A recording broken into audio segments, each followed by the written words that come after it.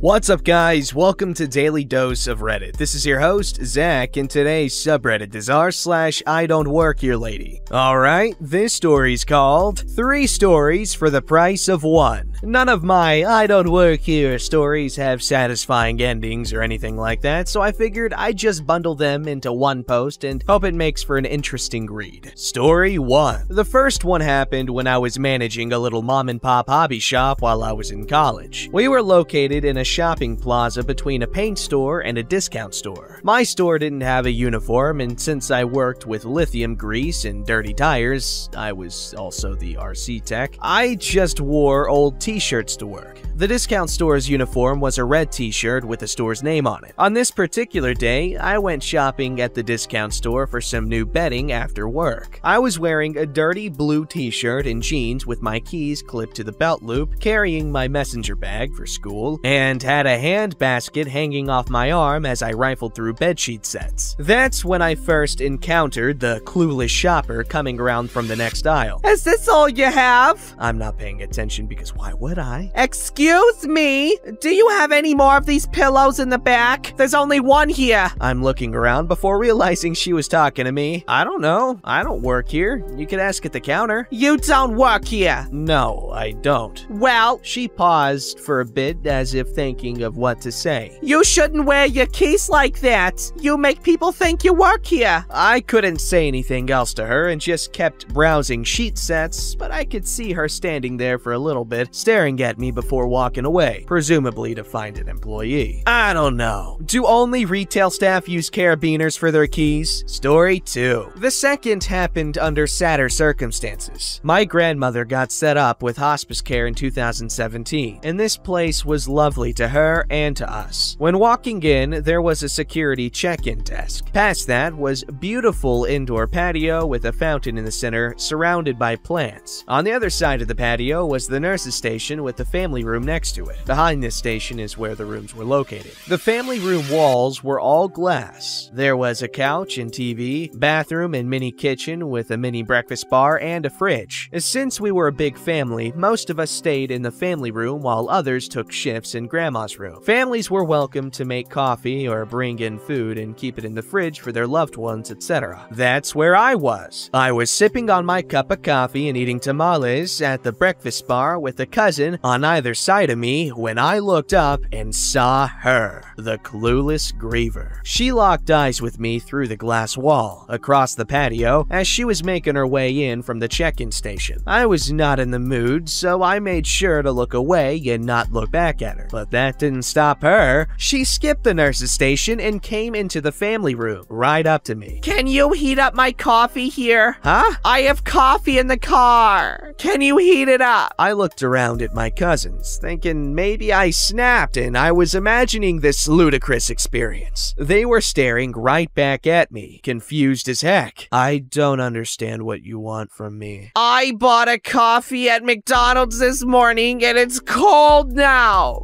If I bring it, can you heat it up for me here? Realizing she thought I was a server or something, but how? Still grieving but not wanting to hurt her feelings in case she was grieving too, I said, yes, they have a microwave here, while pointing at it. You can use that to heat it up. I then walked away and sat on the couch next to my aunt's, still sipping on my own coffee. I could see her staring at me out of the corner of my eye before she awkwardly made her way out of the building. She did come back in to reheat her coffee, and I was careful not to make eye contact again. I was in my pajamas for that one. Story 3. Last year, my boyfriend's truck was giving us a lot of trouble, so we found ourselves in an auto parts store one day. I had just gotten off work and was still in uniform. Red t-shirt, khaki pants, Disney smile. The uniform of this particular parts store, however, was black slacks and a gray polo shirt. Nothing even close to mine. My boyfriend had found what he was looking for, and we joined joined the line of about 8 people. The store is tiny, so it looks like a lot of people, and the person at the single open register is getting some detailed service. My boyfriend and I don't mind waiting, but we can tell some of the people ahead of us are getting impatient. We were at the back of the line, so I took the opportunity to get in some cuddle time and clung to his arm as we stood there, waiting. That's when he walked in. The clueless guy. The clueless guy walked in, grabbed something from one of the displays near the door, and looked over to the line. I made the mistake of making eye contact, but I should have been safe, right? A girl clinging to the arm of a guy at the back of the line wearing red and khaki should be safe from the cluelessness, right? Wrong.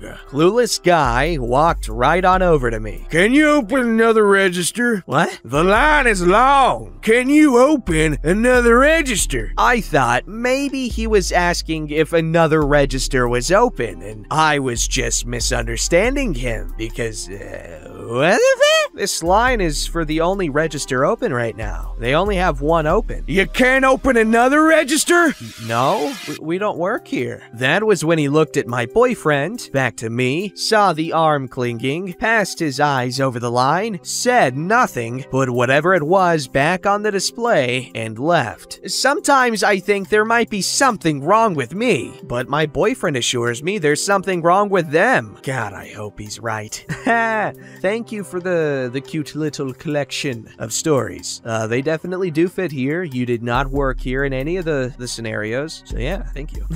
This story's called, I Assure You I Know Where I Work. So, living in an area with little options for department stores led to seeing the same customers frequently, in and out of work. I work for a well-known company that has a very specific uniform. Think printed branded scarves around the neck kind of specific. I don't know. A couple of days ago, having spent enough time encountering the joys of panic buyers and stockpilers, I left the store on my break to go pick up a few items at another department store next door. Now, this store doesn't have a uniform per se, just the clothes from the section the employee is working in, plus a colored name badge for clarification. I very much do not look like I work there at all, especially with the mask I'm wearing with my work logo clearly written on the side. I picked up something from a table but decided against it and went to fold it before I put it back in the pile, because trust me, I know how awful tables can get. Every little helps. I get a tap on the shoulder, followed by the telltale clearing of a throat, which I didn't appreciate given the circumstances, so I turned around, naturally assuming I was in the way. We shall call him disgruntled customer. Quick apology later, I turned to move on as my break was due to be over pretty soon. Then another throat clearing, and I'm paraphrasing here. I do not appreciate you ignoring me. Oh, sorry. I just assumed you were trying to get past. You assumed wrong. Now, help me find X product and X size since there isn't any out. You must go back and find some now. Once again, sorry, but I don't work here. But I'm sure there will be someone nearby that can help. Once more, I try to leave, knowing I need to get back to where I actually work. Where do you think you're going? How dare you lie to me? I know you work here because you've served me before. Now hurry to the back or I'll call a manager for your incompetence and rudeness. Really, I don't work here. Although I may have served you at my workplace, which, to reiterate, isn't here, I really can't help you. You work here. Stop lying to me and do your job. You young people these days don't understand customer service. I demand you help me this instant. At this point, I really had to leave, so I quickly waved an employee that actually worked there over to deal with disgruntled customer as I legged it back to work to make sure I was back in time for my break. Didn't get a chance to buy anything I was planning on buying, but I did leave disgruntled customer spluttering in rage and a pretty notable shade of red. Little wings, I suppose. Wait, who's calling who incompetent? Frickin' doorknob.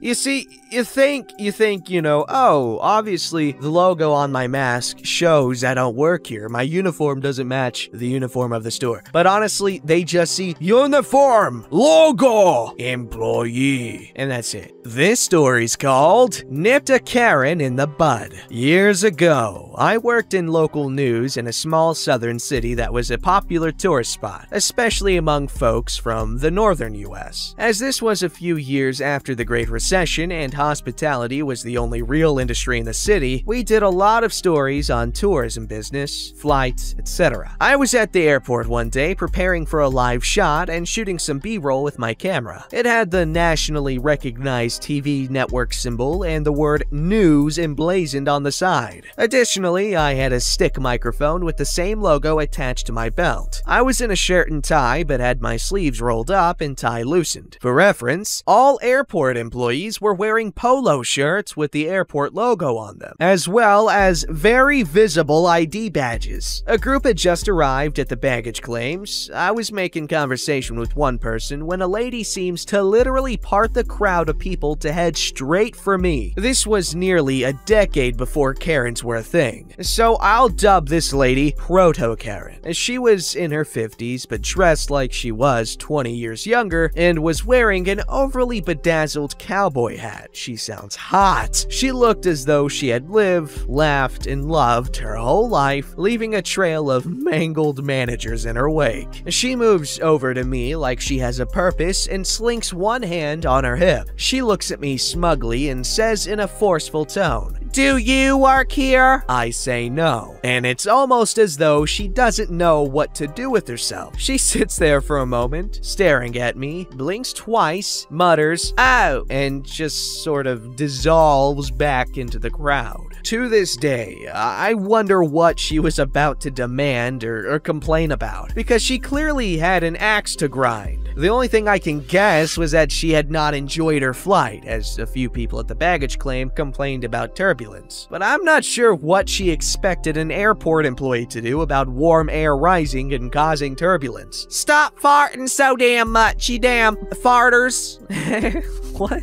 This story's called Miss Brown. This is a slightly different one. Many moons ago, I went to a private school in the UK with an academic scholarship. The scholarship is not important in itself for this tale, but it was expected that kids who earned them were to maintain top grades and represent the school in a well-rounded, exemplary manner. Among other things, I was the stage manager for the school productions and a prefect. For those of you not in the UK, a prefect is one of the older students, sixth formers at my school, that has duties such as managing the lunch queue and supervising the library. As sixth formers, ages 16 to 18, wore suits rather than the school uniform. For girls, for that is what I am, this meant a fitted blazer, blouse, trousers, or skirts, preferably a pencil skirt, and leather shoes. Female students were also encouraged to wear a bit of makeup and heels, but this was in no way a mandate. On top of this, prefects and teachers wore gowns when going about their duty. That was one of the reasons locals to the area called the place Hogwarts. Onwards, I loved sixth form. I did subjects I actually cared about and was a senior member of an awful lot of societies, and I really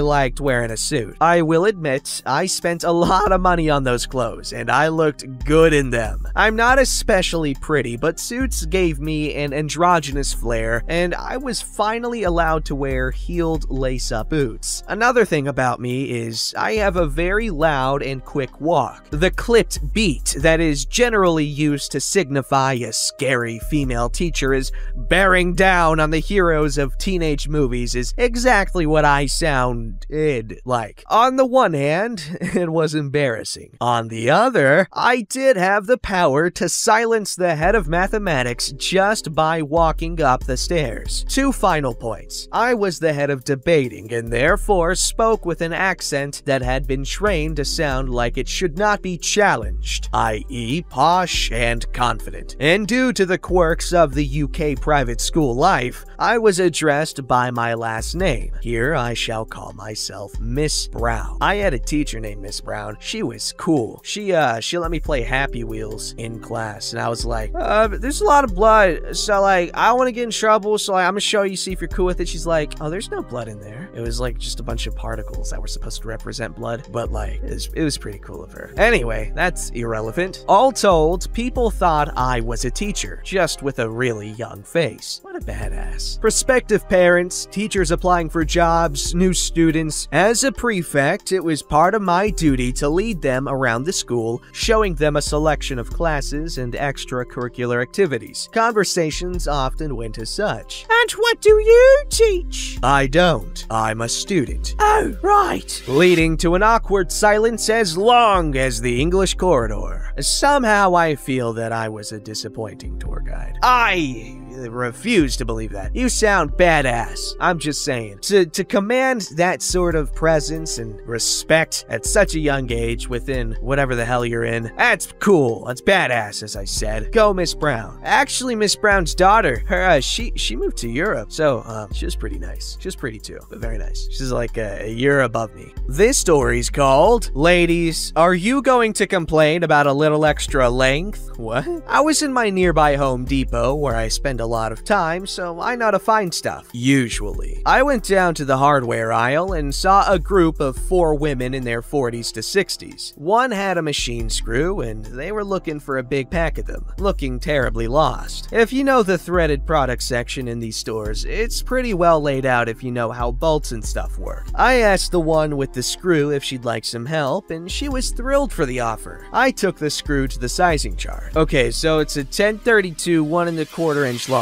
I pulled a baggie with 6 screws in it off the wall, and she asked if they had big packs. I don't that length. I don't know what they're trying to say there, but they had the big pack of 1½ inch screws. I asked the group if that would be alright, and one of them said it would stick through the back. I looked back in stuff a little, finding the proper size. I handed the screws to them and jokingly said, "That's the first time I've heard women complain about a little extra length." They laughed and thanked me before I gave them my parting words. "I can't get fired for that statement because I don't work here." And it follows. "Thank you, strangers, for the awards." Oh god. No one present was harmed or offended in the story. How do I know? 1. I was there and you weren't. 2. These were Mexican women, and they tend to have a raunchier sense of humor. 3. They asked where I was going next in case they needed more help. Guys, I appreciate the sentiment of getting offended on other people's behalf. Like, I really do. But like, with big stuff, maybe. I mean, I'm gonna be honest, when I read that, I was like, whoa, iffy. But honestly, you can get away with saying a lot of stuff if you say it the right way and to the right people. Like, for instance, if I'm talking to a girl or something, like, I could say some weirdly just absurd things, but I